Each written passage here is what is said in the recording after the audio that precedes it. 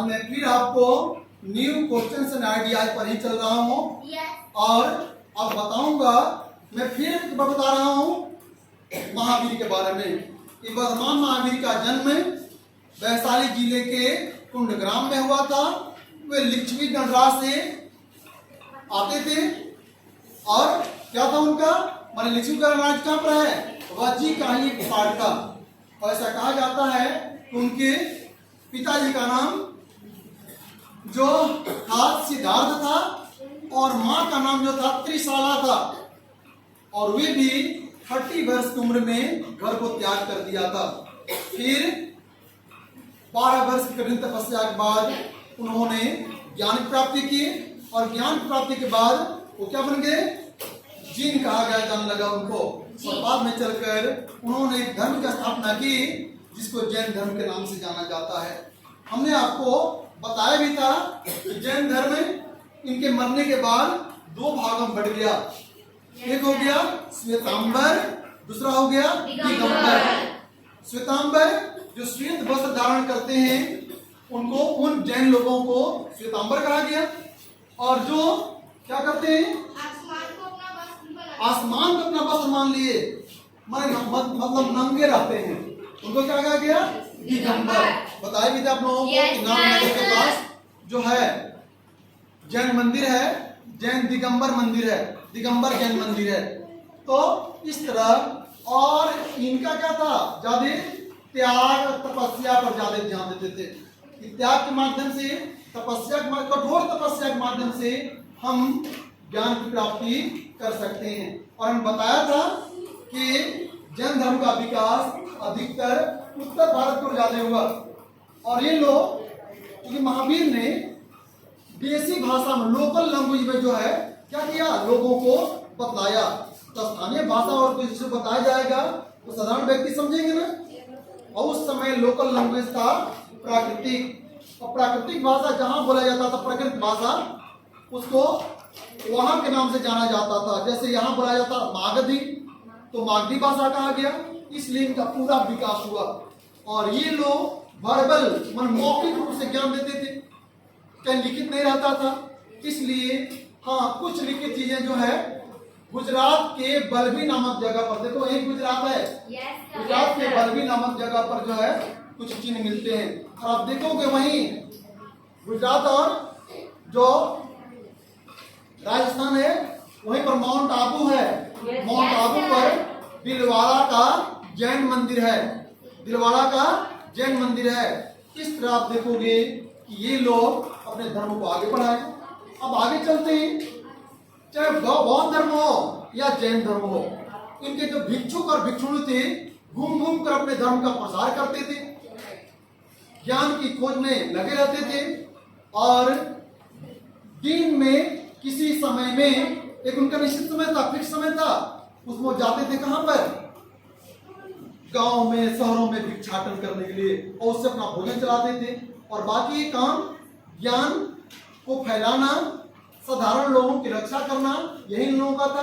अब देख लो, जाड़ा, गर्मी, बरसात, ये सब में कैसे रक्षा करेंगे भाई अपने को। इसलिए जब बरसात के महीने आते थे तो कहीं जा नहीं सकते थे, इसलिए वे अपने लिए टेम्पोररी जंगलों में, गुफाओं में अपना रहने के लिए जगह बना लेते थे, जिसको कहा गया मोनेस्टरीज, मोनेस्ट्रीज, जिसको हम बिहारा भी कहते हैं, बौद्ध मठ भी कहते हैं, बौद्ध मठ भी कहते हैं। और आगे चलकर धीरे धीरे ये परमानेंट बनाना शुरू कर दिए। मोनेस्ट्री हो गया, वो बौद्ध विहार हो गया। बताया था आप लोगों को, चैत्य क्या है, बौद्ध वाले जहाँ पूजा पाठ करते हैं, विहार जहाँ रहते हैं, स्तूपाज जहाँ रिमेन्स उनके रखे जाते हैं, उसको स्तूपाज कहा गया। इस तरह से अब देखोगे कि बौद्ध और जैन धर्म आगे बढ़ा। अब एक शब्द है संघाज, महात्मा बुद्ध ने कहा है, उनके शिष्यों ने कहा है, संघम शरणम गच्छामि, बौद्धम शरणम गच्छामि, संघम शरणम गच्छामि, बौद्धम शरणम गच्छामि। अपना संघ बनाते थे, जो घर का त्याग करते थे और सोचे भाई अकेले कहाँ कर रहेंगे, एक जगह मिलजुल कर रहेंगे, तो उन्होंने संघ बना लिया, ऑर्गेनाइजेशन बना लिया, उसी को कहा गया संघ।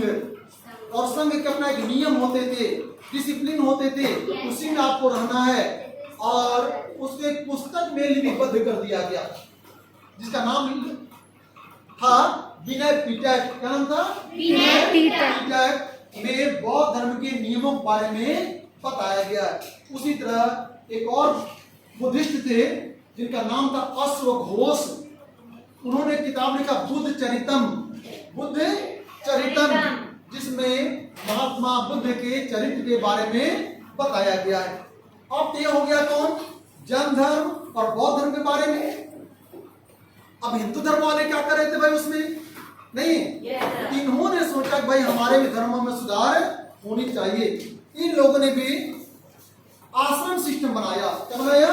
आश्रम सिस्टम बनाया। कि आश्रम सिस्टम जैसे कि हम लोग जानते हैं कि हम लोगों की उम्र क्या है? 100 वर्ष से अधिक से अधिक। माँ भी आशीर्वाद देती, क्या कहती है? कहते क्या बेटा 1000 साल जियो? नहीं, कहते बेटा 100 साल जिंदा रहो। मतलब क्या कि 100 से ज्यादा उम्र नहीं है। इसलिए क्या किया गया? इसको अब 100 को 4 भागों बांटोगे, कितने कितने हो जाएंगे? 25 हो जाएंगे, 25 वर्ष हो जाएंगे। तो उसको आश्रम सिस्टम बनाया, 4 भागों में बांट दिया। मतलब there are 4 systems. One is called brahmacharya. क्या कहा गया? ब्रह्मचर्य आश्रम। दूसरा कहा गया गृहस्थ आश्रम। तीसरा कहा गया वानप्रस्थ आश्रम। और चौथा कहा गया संन्यास आश्रम। मतलब 1 वर्ष से लेकर 25 वर्ष तक का जो उम्र हुआ उसको कहा गया, उसको क्या कहा गया? ब्रह्मचर्य आश्रम। मतलब इसमें पढ़ना है आपको, बस शिक्षा ग्रहण करना है। लोग जाते थे ऋषियों के आश्रम में और वहां जाकर क्या करते थे? शिक्षा ग्रहण किया करते थे। नहीं, क्या करते थे? शिक्षा ग्रहण किया करते थे। परिणाम क्या हुआ? और 25 वर्ष तक शिक्षा ग्रहण करने के बाद वे कहा जाते थे गृहस्थ आश्रम। मतलब वो शादी विवाह हो जाएगी, नौकरी करेंगे, बच्चे होंगे, उनका पालन पोषण करो। उनका पालन पोषण करने के बाद अब आपकी उम्र कितनी हो जाएगी? 50 वर्ष हो जाएगी। क्या हो जाएगी? 50 वर्ष के बाद क्या हो जाएगा? वानप्रस्थ आश्रम। अब अपना परिवार के जो उत्तरदायित्व तो उसको छोड़कर कहाँ चल देंगे? जंगल में, वन में, वहां अपना ज्ञान प्राप्ति करेंगे, अपना तपस्या करेंगे। नहीं, और घर से भी थोड़ा संपर्क बनाए रखेंगे, नहीं कि छोड़ देंगे। और जब उम्र 75 वर्ष हो जाएंगे उसके बाद वो पूरा घर द्वार छोड़कर भज गोविंदम मुड़बते, इसमें अपना वो चल देते थे। इस तरह ब्राह्मणों ने भी क्या कर दिया? आश्रम सिस्टम बना दिया। इसके माध्यम से हम आगे बढ़ सकते हैं, चाहे वह कौन हो, चाहे वो कोई व्यक्ति हो, आगे बढ़ सकते हैं, विकास कर सकते हैं, ज्ञान की प्राप्ति कर सकते हैं। जैसे कि जैन धर्म वालों ने भी किया था, बौद्ध धर्म वालों ने किया था। उसी तरह से आप देखोगे, आगे चलकर आप पाओगे कि विश्व में एक और धर्म भी सामने आया जिसको लोग कहते हैं पारसी धर्म। और आपने ईरान को देखा, और देखो यही ईरान है। यही कौन है? ईरान है। ईरान में एक धर्म का विकास हुआ जिस धर्म का विकास करने वाले कौन थे? जरथुष्ट्र थे। कौन थे? और उनका भी कहना था कि संसार में 2 शक्तियां हमेशा काम करती हैं, अच्छाई की शक्ति और बुराई की शक्ति। और मजदा अहिर्मन। मजदा सच्चाई का प्रतीक है, सत्य का प्रतीक है, और अहिर्मन जो है बुराई का प्रतीक है। सच्चाई और अच्छाई में हमेशा युद्ध होता रहता है और लगता है कि सच्चाई अब हार जाएगा, लेकिन अंतोगत्वा जीत सच्चाई की होती है। इसलिए हमें शुद्ध विचार होना चाहिए, शुद्ध कर्म रखना चाहिए, शुद्ध वचन होना चाहिए, और हमें इसके माध्यम से हम भगवान की प्राप्ति कर सकते हैं। और इन्होंने किताब लिखा, जरथुष्ट्र ने किताब लिखा, उसका नाम है जैन अवेस्ता। उनके सारे उपदेश, उनके सारे नियम उसी बुक्स में लिखा गया है। इसमें जिंद अवस्था में ही लिखा गया है। बेटे समझ में आ रहा है? और इस तरह इनके धर्म को मानने वाले लोग पारसी कहलाए और इनके धर्म को पारसी धर्म कहा गया था। और आप जानते हो ना, विश्व में लगभग 8 मुख्य रिलीजन है, 8 मुख्य धर्म है। और इस तरह इन सबका काम जो था क्या करना, मतलब विश्व में समाज को आगे बढ़ाना, समाज को अच्छा मार्ग दिखाना और आगे बढ़ते जाना। क्या आप लोग समझ गए? Yes sir. तो दिक्कत आप लोगों को? No sir. तो आप बौद्ध धर्म के बारे में लिख कर लाओगे, महावीर के बारे में लिख कर लाओगे, मैंने बनाओगे प्रोजेक्ट। उसमें क्या करोगे? जैन धर्म के बारे में लिखोगे, कौन थे? वर्धमान महावीर के बारे में। और बौद्ध धर्म के बारे में लिखोगे। फिर जरथुस्त्र के बारे में लिखोगे। हुआ Zarathustra Iranian prophet who found a religion that is called Parsi religion, that is called Parsi religion. और फिर हमने बताया आपको आश्रम सिस्टम के बारे में। हिंदू धर्म में आश्रम सिस्टम है, इसके बारे में भी आप अच्छा से देख लीजिएगा। और हमको विश्वास है कि आप ये पूरा समझ गए हैं।